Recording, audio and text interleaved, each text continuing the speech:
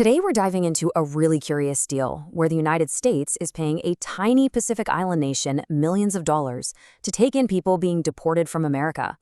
It's a story that ties together foreign aid, immigration, and the remote tropical paradise of Palau. Now, you've probably heard of Palau, right? Maybe you recognize it as a location for the reality show Survivor. So what on earth does this tropical paradise have to do with U.S. immigration? Well, the answer is pretty wild, and it tells us a whole lot about how international politics really works. So first, let's break down this surprising partnership.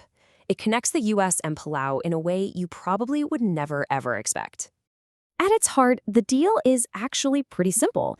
The U.S. can send certain individuals it's deporting to go live and work in Palau. And in exchange, Palau gets millions of dollars in American foreign aid. It's a formal two-way street with some very specific terms. Now, it's really important to be clear about who we're talking about here. This agreement covers a very specific group called third country nationals. And based on the official announcements, here's the key detail. These are individuals being deported from the U.S. who have never been charged with a crime. So this isn't about criminals. It's a policy for a very particular category of immigrants. Okay, so what are the exact terms of this deal? Let's get into the numbers, because this is where you can see how it all adds up. First off, the number of people. Palau has agreed to accept a maximum of 75 individuals. Now, we know that might sound like a drop in the bucket for the U.S., but as we're about to see, for a small nation like Palau, that's a really significant number.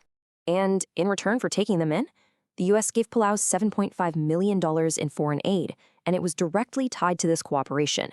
The U.S. Embassy even put out a statement saying the money was to help address the needs of relevant Palau public services because of this new arrangement. Now, to put that number, 75 people, into perspective, think about this. The entire population of Palau is only about 18,000. So while 75 might not sound like a lot to us, for a nation that small, it's a noticeable influx of people. You can see how that would have a real impact on the local community.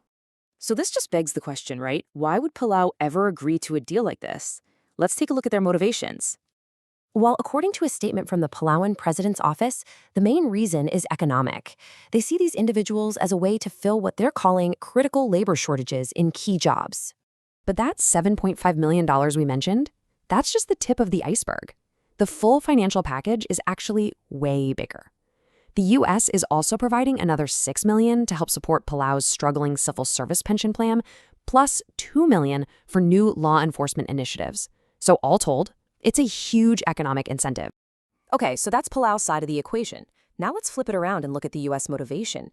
I mean, how does a deal like this fit into American policy goals? Well, you don't really have to guess, because this quote from the U.S. Embassy in Palau is incredibly direct. It says the agreement is seen as cooperation in enforcing U.S. immigration laws, and it calls that enforcement a top priority for the Trump administration. I mean, it's a crystal clear statement about hitting a specific policy goal. So this really lays out the two sides of the deal perfectly. For Palau, it's all about filling labor gaps and getting a major injection of cash. For the United States, it's about enforcing its immigration laws and finding a partner to help speed up the removal process. It's one single agreement, but it's being driven by two totally different sets of goals. Now, it might be tempting to look at this and think it's just some kind of quirky one-off deal, but the sources show it's actually part of a much bigger global strategy. Yeah, Palau is not alone in this. The U.S. has made similar agreements with a bunch of other countries all over the world. We're talking places like Uganda, Rwanda, Costa Rica, and El Salvador. They've all agreed to accept deportees from the U.S. as part of this much broader strategy. So what this shows us is that the Palau deal isn't some isolated incident. When you look at them all together, these agreements are a key pillar of the administration's strategy. By getting other countries to cooperate, the U.S. can facilitate the removal of people who, for whatever reason, might not be able to return to their home countries.